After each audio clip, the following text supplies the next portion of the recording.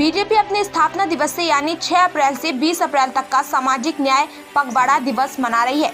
वहीं केंद्र और राज्य सरकार के कामकाज को हर एक दिन जनता के सामने रख रही है। इसी को लेकर आज भाजपा प्रदेश कार्यालय में राज्यसभा सांसद नरेश बंसल ने पत्रकार वार्ता की।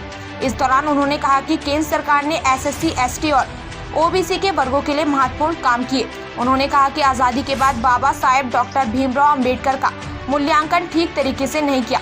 साथ ही कहा कि डॉक्टर अंबेडकर को पार्लियामेंट जाने से कांग्रेस ने रोका था। उन्होंने कहा कि नेहरू नहीं चाहते थे कि डॉक्टर अंबेडकर संविधान सभा में रहे।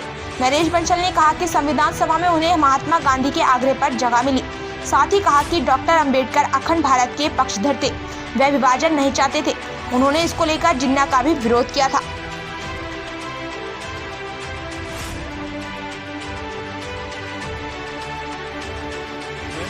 आपके सामने रखा है किस प्रकार से बाबा साहब भीमराव अंबेडकर ने देश के लिए, भारत की एकता और एकात्मता के लिए काम किया, किंतु कांग्रेस की सरकारों ने उनका कभी सम्मान नहीं किया, उनको भारत रत्न नहीं दिया और उनके अनुयायियों का वोट बैंक कब्जाने का काम जरूर किया।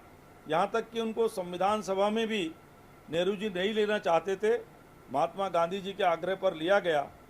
उनको पार्लियामेंट न पहुँचे, उसके लिए हराने के लिए रास्ते में सारे रोड़े अटकाए गए। जोगिंद्रनाथ मंडल ने सीट खाली की, उस पर गए, फिर वो पाकिस्तान में क्षेत्र चला गया, फिर दूसरी सीट खाली हुई, फिर उससे गए। कांग्रेस ने उनको स्थान स्थान पर अपमानित करने का काम किया। बाबा साहब भारत विभाजन के विरोधी थे, वो 370 भी लगाने के विरोधी थे। नेहरू जी ने उनकी नहीं सुनी, 370 लगाई। भारत विभाजन में भी उनका कहना था कि भारत का धर्म के नाम पर बंटवारा नहीं होना चाहिए, किंतु यदि बंटवारा हो रहा है तो फिर पूरी तरह से मुस्लिम आबादी उधर जाए और हिंदू आबादी इधर आए। वो नहीं माना गया। परिणाम क्या हुआ कि जब विभाजन हुआ तो 23% हिंदू जो वहाँ रह गए थे, वो 60 सालों के अंदर सब प्रकार से अपमानित होकर उनके साथ, उनकी बहन बेटियों के साथ जो दुर्व्यवहार हुआ है और उनका कन्वर्जन हुआ है, इस सब के शिकार होते हुए आज 1-1.5% रह गए।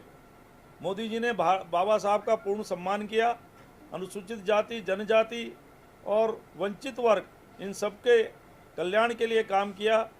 भारत रत्न उनको जब मिला बाबा साहब को, तो भारतीय जनता पार्टी की समर्थन वाली VP सिंह की सरकार थी।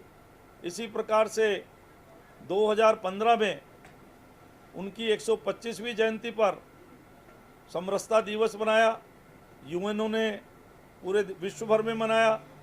ये सब कुछ काम मोदी जी के उसमें हुआ है। पहली बार अनुसूचित जनजाति आयोग 1999 में अटल जी की सरकार में बना, 2003 में उसको संविधान में एक नया अनुच्छेद जोड़कर 338 सम्मिलित करके उसको संवैधानिक रूप भी दिया गया। और इसी प्रकार से 2004 से 14 तक UPA की सरकार में जो नहीं हुआ, हर प्रकार से उसको बजट को भी बढ़ा करके उनके कल्याण के लिए सारे काम किए। जैसे हमने एकलव्य विद्यालय में 5 गुना वृद्धि की है। 2004 से 2014 तक केवल 90 थे, वो 512 हुए हैं। जनजातीय विकास के लिए केंद्रीय बजट में 4 गुना वृद्धि हुई है। जो 13-14 में 221,525 करोड़ था, वो बढ़कर 87,584 करोड़ हुआ है।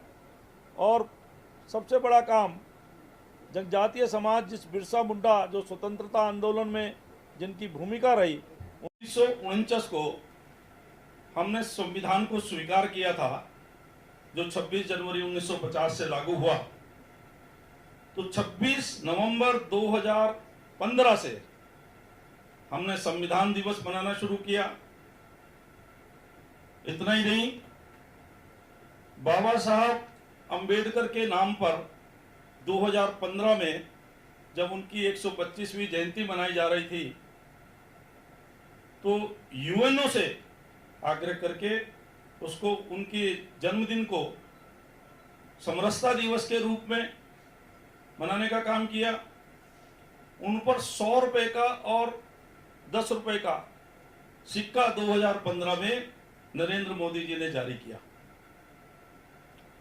इतना ही नहीं, क्योंकि बाबा साहब भीमराव अंबेडकर ने ऐसा काम किया है जो पीढ़ियों तक लोगों को प्रेरणा देगा, इसलिए कांग्रेस ने तो कभी अपने समय में नहीं किया, पर मोदी जी ने अपने समय में 2015 और उसके बाद उनके जो 5 स्थान थे, उनका जन्म स्थान मऊ, उनकी शिक्षा का स्थान इंग्लैंड, उनकी चैत्य भूमि मुंबई और उनकी महानिर्वाण भूमि